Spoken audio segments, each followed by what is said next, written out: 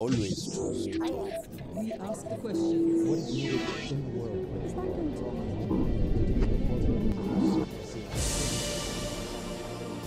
Wadah Khanfar je jedan od najistaknutijih novinara i političkih analitičara na Bliskom Istoku. Direktor je Al-Sharq Foruma sa sjedištem u Istanbulu. S njim razgovaramo o situaciji u Gazi, reakcijama arapskih zemalja i američkoj podršci Izraelu. Wadah, hello and welcome to the Al Jazeera Balkans channel, and thank you so much for taking time to speak to us. Now, allow me to begin by asking you, to what extent do you perceive the ongoing Israeli aggression on Gaza as a reflection of a broader trend in Israeli efforts to subjugate the Palestinian nation?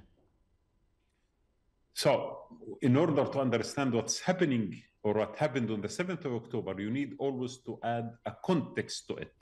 The context is very simple. This year, we're supposed to be celebrating the 25th anniversary of the establishment of the Palestinian state based on Oslo Accord that was signed by the Israelis and the Palestinians in 1993. It means 30 years ago, the world has agreed that in 5 years, a Palestinian state is going to be established. Where are we today? Today, we can see that the conflict has reached a higher position simply because the Israelis did not accept to give the Palestinians their rights based on what Oslo Accord actually dictated. And since then, they have systematically destroyed all the pillars for peace by taking over the land, by giving the settlers in West Bank the power to kill the Palestinians as they wish, by taking over the mosque in Al-Aqsa Mosque, and also by keeping West Gaza under siege for the last 17 years. Continuous, systematic approach to wipe out the national rights of the Palestinians and to give the Palestinians a life which is basically a second-class citizens in a dominated Israeli system that only the Palestinians could be workers, cheap workers, to empower the Israeli economy without any rights. It is a full-fledged apartheid. It reminds us of what happened in South Africa about 40 years ago. Mm-hmm. Now, how would you characterize the geopolitical dynamics shaping the current Israeli war against Palestinians in Gaza, particularly in light of regional power realignments? I mean, why is there no backlash coming from Arab majority countries, or at least not as much as it could be expected? You know that most of the Arab regimes in this part of the world are not technically democratic in their approach, so they are not representing necessarily the view on the street. But the view on the street is very clear. Most of the people in the Arab world demonstrated. They are very angry. Actually, this event has put the Palestinian issue back on stage as the central issue for the public in the Arab world and even the world. I mean, the good, free citizens of the world stood for the Palestinians, even in the capitals of the West. So the problem of the regimes when it comes to geopolitics, most of them, they have been trying to appease the Americans and the international powers by normalizing relationship with Israel, while excluding the discussion about the Palestinian issue. So Israel was hoping to live its golden moment, whereby it has natural or normal relationship with most of the Arab countries in the region, and the Palestinian issue is not there to be even discussed. And this event on the 7th of October reminded the world and the region that as long as the Palestinian issue is not resolved, there is not going to be any normal relationship between the Arab world and Israel. And in fact, I argue, in order to normalize with Israel, we need a normal Israel. Israel during the last 2 years has become basically a country ruled by a fanatic and extremist government that does not acknowledge even the word Palestine or Palestinian territories, and also is trying systematically to introduce a new concept in the region, which is basically genocide. What's happening in Gaza is genocide. What is happening actually in West Bank is cultural and political genocide. And the Israelis are trying to eliminate not only the Palestinian political cause, but even the Palestinians themselves from the land, either by killing, as happening in Gaza, or expelling them into other territories, like what also had in mind for Gaza, and definitely they have in mind for West Bank. Right. When you say that Israel now has the most far-right government in decades, why are still some Arab countries so adamant on establishing diplomatic relations with such a country? Because the Americans have been hoping, especially the Biden administration, to achieve that kind of deal. Of course, you remember during Trump as well, there was the Abrahamic Accords. And then Biden came in and said, okay, I'm going to be nominating myself for a second term.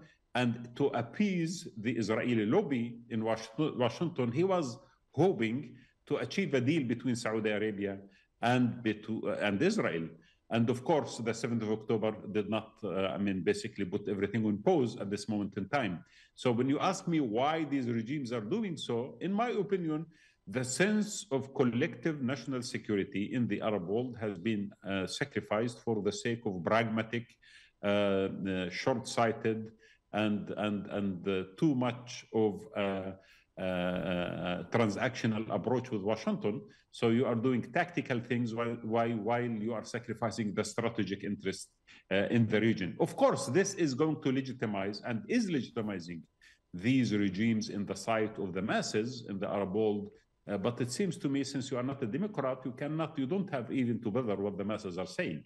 This is why what Israel was building basically is fake, because it is not founded on a solid grounds of existence of Israel in the region. Israel wanted to exist in the region regardless of any relationship with the people of the region.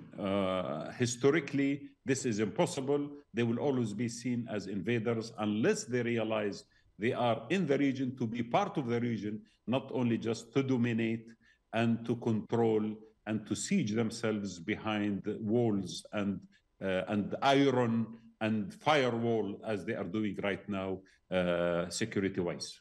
Right. So, was this Israel's aim to try and co-opt regional autocratic Arab governments and thereby slash any remaining support for the Palestinians? I'm thinking about the recent, Russia Nabil's recent interview on Al Arabiya with Hamas leader Khalid Mashal. So exactly that's what Israel had in mind. Israel would like to be part of this region as far as the regimes are concerned, while eliminating the concept of normalizing with the people. Because in order to normalize with the people, you have to give the Palestinians their rights. The refugees have to come back. The land has to be given back to the Palestinians. And that is not something new, because we have agreed in Oslo to do that. But the Israelis systematically have ignored these kind of accords.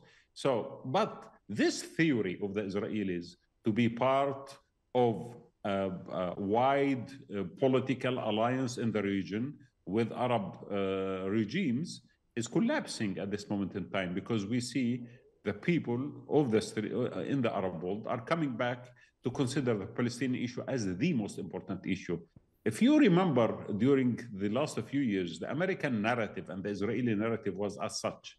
People are not interested anymore in Palestine because they are interested more in their local issues.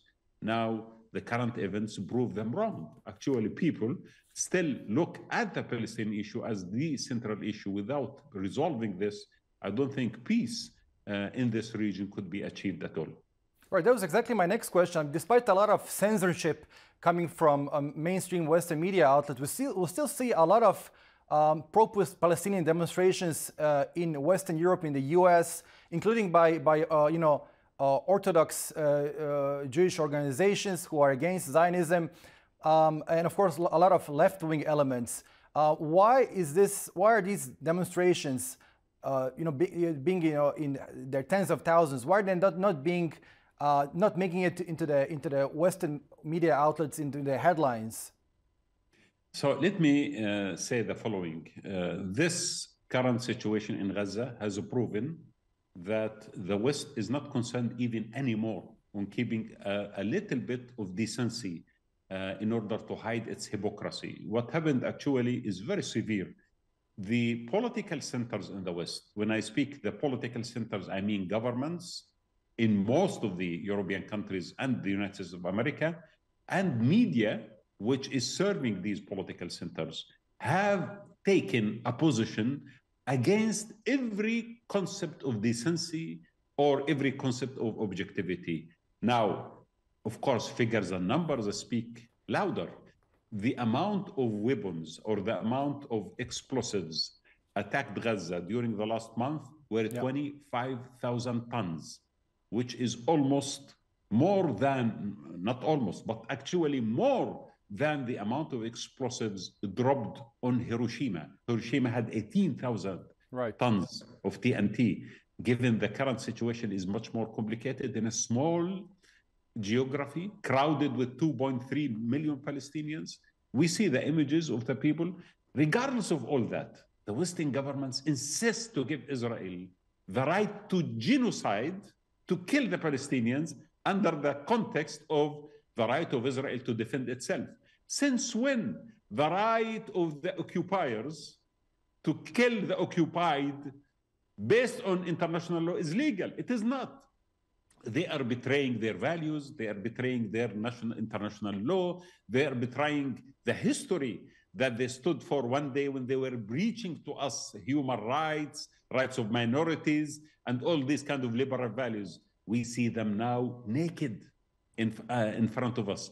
And this is the end of the dominance of the Western values over the world, because I expect the current situation to be the turning point where the global South is taking things into a different direction while recognizing that the West is bankrupt of morality and bankrupt of any decency that they wanted us to believe during the last few decades. Right. In line with that, how would you explain Russia's and China's position towards Israel's aggression on Gaza? The Russians and the Chinese are happy simply because now you are getting the Americans into the region to fight another war. The Americans, as you remember, fought in Afghanistan and fought in Iraq. When they fought in Afghanistan and Iraq, they gave the Chinese and the Russians the appropriate time to build their capabilities. Right. So basically right now, this is another war where the Americans are involved in a region where the Chinese and the Russians will feel very happy to keep the Americans sinking in it. So from a geopolitical perspective, Russia and China, of course, they are happy. They are supporting the Palestinian issue. And they would love for this war to become a bigger even war where it could suck the Americans into it, while they are actually much more prepared for the future, because both of them are engaged in confrontation with the Americans, and they would love to have a third front opened in this particular region.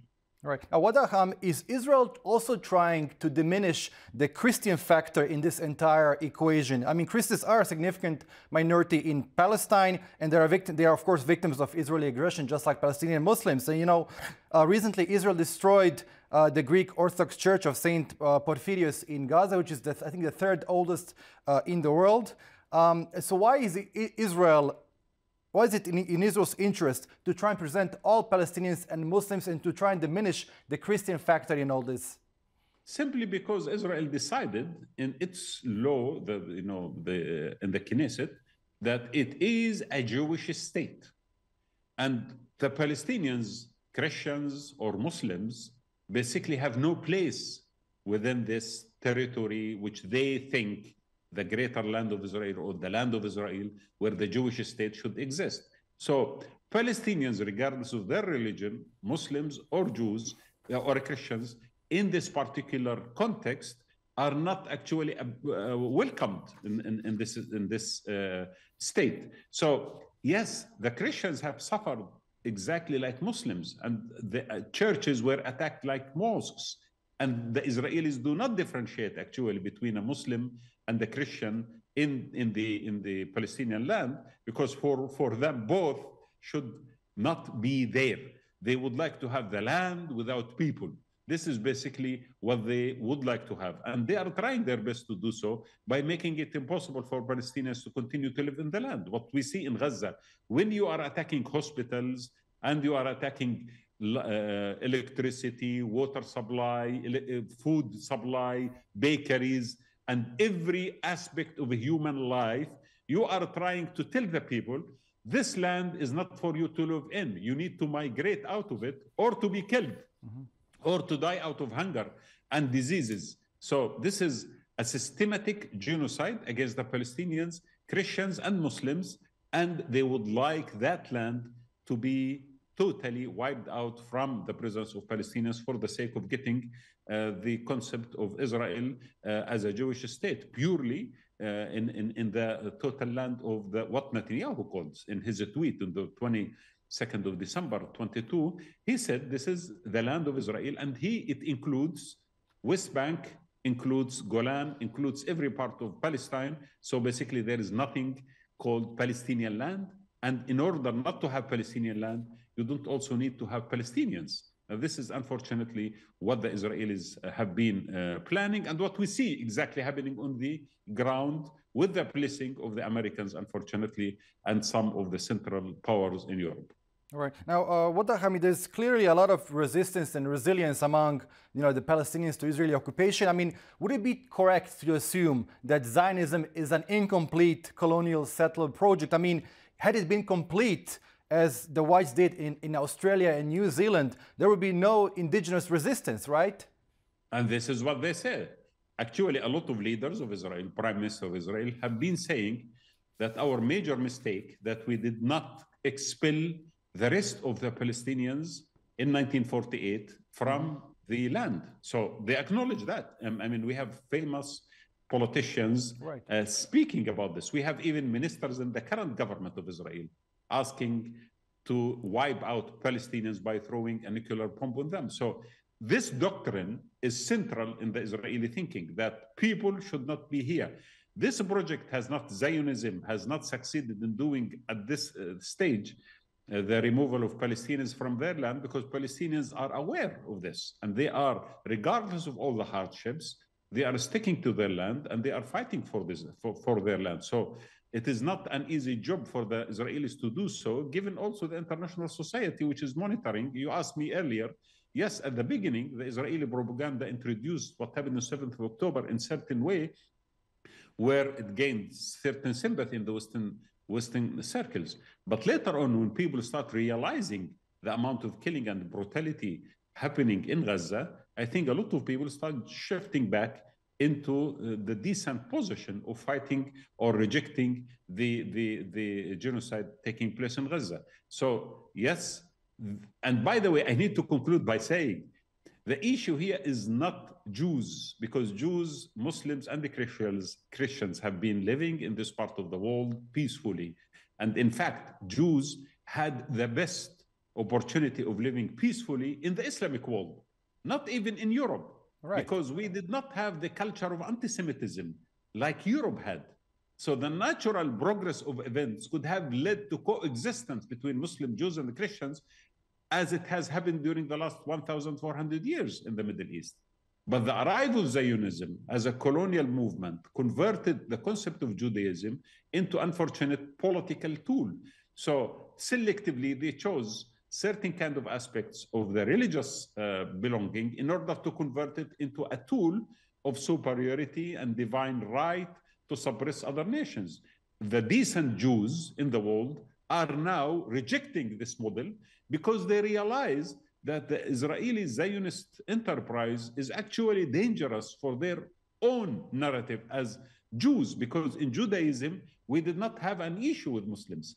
And now Zionism is converting that into a very risky relationship, which is not at all in the interest of the international Jews. Right. As we get closer to the end of this interview, I wanted to ask you about Israeli pressure groups and lobbying around the world. I mean, considering the intricate web of lobbying and pressure groups operating in Europe and the West, how would you evaluate the effectiveness of Israeli pressure groups in shaping the foreign policy discourse and decisions, governmental decisions regarding Palestine? And why is it that even independent intellectuals are afraid to stand up and be vocal on the Palestinian issue? There was a book published in 2007. It's called The Israel Lobby and the U.S. Foreign Policy by Mearsheimer, and it was a very interesting book. And it tells you the techniques the Israeli lobby is using within the United States of America in order to sometimes either give benefits or even to scare people away from taking a position against the Israelis. Unfortunately, this current situation, which we see happening in front of us, is proving again that there is total distance between the Western stance and the Western national interest, because the Western national interest, especially the American one, is not to get involved in another war in the region. The Israeli lobby in the United States of America is pushing America to take a stance against its strategic interest. And in my opinion, that the price of that is going to be very heavy and is going to be very dangerous as well, because the Americans know that they have fought in Afghanistan in 20 years, they have fought in Iraq for many years, and they couldn't achieve any strategic target. Actually, it was the vice versa, because they lost on the other front, which is China and Russia. Right. So the technique which the Israeli lobby is pushing the American leaders and the European leaders towards is very risky, very dangerous, and soon they are going to realize that they are paying heavy price for something immoral, something which it justifies every aspect of indecency that goes against international law, and at the same time is creating a huge rift between the South and the West. Right, but why have Palestinians and Muslims in general not been so successful in establishing lobby groups and advocacy groups in the West and lobbying for their cause? These are all legitimate tools that can be utilized in pursuing the United States or any other Western nation to change its foreign policy towards Israel and Palestine. We see much more organized work done at this moment in time by Muslim minorities in the West, especially in Europe, in UK, and even in the United States of America, especially during this particular crisis happening in Gaza. However, what you said is right. The project, the enterprise itself, the Israeli project, has been adopted by the Western governments from 1948 until now. It is a project which is seen as connected in a natural way, in a historical way, in a religious way to the American one. And I'm amazed by statements coming from American politicians describing the current situation as a holy war and invoking religious terminologies for it. So there is a religious aspect, definitely. And I wish to say to the Americans and to the Europeans who are implementing that this is the most risky enterprise you are doing. Because don't forget that by invoking religious ideals to justify genocide, you are stepping on a very dangerous slope. The Muslim world will never accept that. The world will never accept that. You are sacrificing every ideal that the philosophers of enlightenment and liberalism stood for the last 3 centuries. And believe me, the world is not going to forget what you are doing, because you are again triggering the memory of colonialism in Africa and the massacre of millions of people, the eradication of original people in the United States of America, in Canada, and Australia. You are going back to dark moment in your history. So you have been trying to move away from it, but today I see you going back to that moment, which is not going to play very well on a strategic level. The world is changing.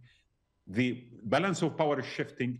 Europe is not at this stage, or America, the only ruler of this world.